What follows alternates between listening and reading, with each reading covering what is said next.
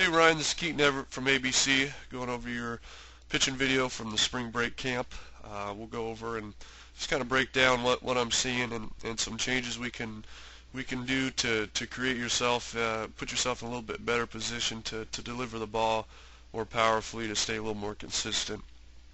So right off the bat, we'll talk about what happens over the rubber. All right, to get consistent, everything starts over the rubber, from where your hands are breaking, where that arm pass starting, where that leg's going. So it's real important to get set up in that right position, to start everything in that right position, and that helps us out a lot throughout our delivery. All right, so we'll look at where we're setting up first. Okay, so you're coming set with your feet a little bit close. All right, a lot of times we like to be in an athletic position. All right, so that's just a little bit, about shoulder width, a little bit wider, so we're just a little more balanced. It's just a little easier to be balanced with the feet a little bit spread out. All right, but that's not a huge change for you. It's just maybe like another little foot length or something, but still stay loaded up over this back leg. All right, we don't want you to move your foot forward and then shift your spine in the middle. All right, just stay over that back leg still, but just be a little more balanced. All right. As you start up, everything's good. You're not shifting back very much. You're not dropping your head. You're kind of keeping it up throughout the zone.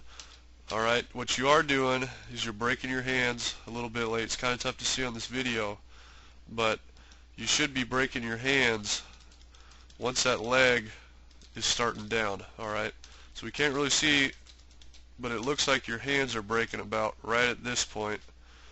As that leg's going forward. All right, so we want those hands to break as that leg's going forward, and what we also want to see you doing is once that leg starts down, once those hands break, is we're seeing these hips start driving down the mound. All right, we want to see those hips lead us and start going down the mound. All right, so we need to get a little bit more active in those hips. So start driving the hips here, start driving the hips here, instead of just staying over that back leg the whole time and waiting for that leg to get straight. All right, so just get more active in those hips. All right, I accidentally erased the line I had drawn, but I want to show you that you are opening up early. All right, it's tough to tell the angles here of where this line should be, but just an estimate here. All right, we always want to kind of stay in line with our body. All right, if we draw a straight line from the balls of our foot and our right foot all the way to the catcher, we kind of want to land somewhere around that area.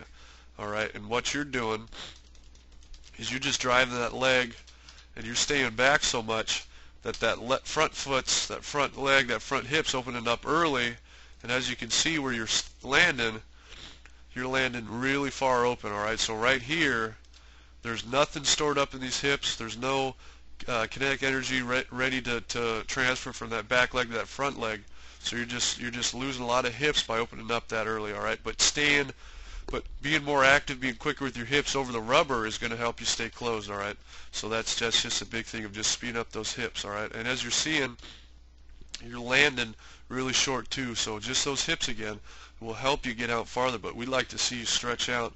Hopefully land back out in this position, so you're out over here, and that just gets those hips in a little bit better position to transfer that energy, get that hip-shoulder separation. All right.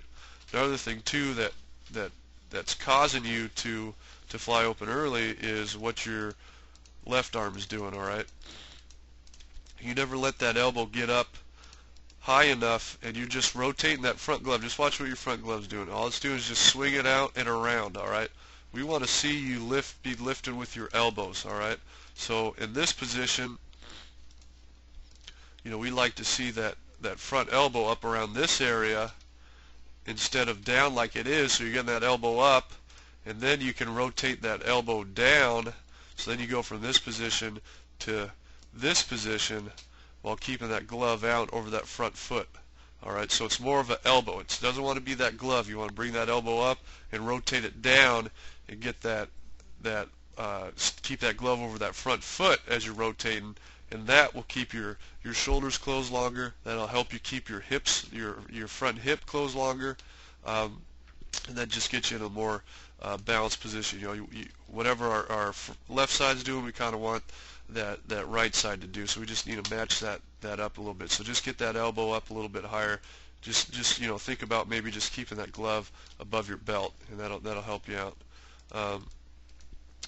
And so you can just see everything that left side's opening up way early, and now your shoulders and your hips, back hips, are rotating at the same time. All right, we want to see that front hip popping open towards the catcher, and that back arm hasn't thrown yet. All right, and that's that hip shoulder separation. That's where all our power, that's where all the torque, all our velocity is generated from. Getting that hip forward through the zone first, and then that upper body. All right.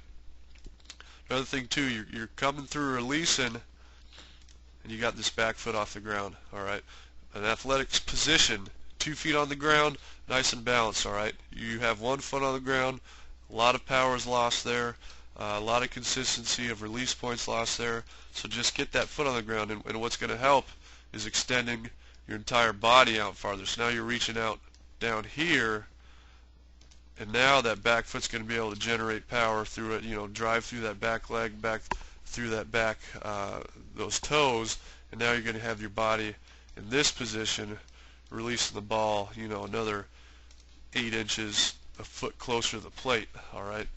So just getting yourself out farther, keeping that upper body closed longer is going to help you out tremendously. All right. And then as you're releasing, let that upper body just follow through. All right. Because we're using so much legs, we want to finish almost in a T position, that back almost straight, because we're using so much of that energy in that lower body. All right. Pitching's all about that lower body speed. It's all about lower body strength. It's rotational. All that upper body's doing is just kind of keeping ourselves balanced, keeping ourselves in the right timing, and we're letting our hips and lower body do all the work. All right. So other than that, just work on staying in line, getting that right hip through the zone first before that upper body starts turning, working on that torque, and getting that left elbow up a little bit higher, and you're going to be setting yourself in a lot better position to start advancing and get more consistent throughout the years as you get older. So anyways, hopefully you have a great season this year. Thanks for coming out to the camp. Hope you had a great time and learned a lot, and we look forward to seeing you again with ABC.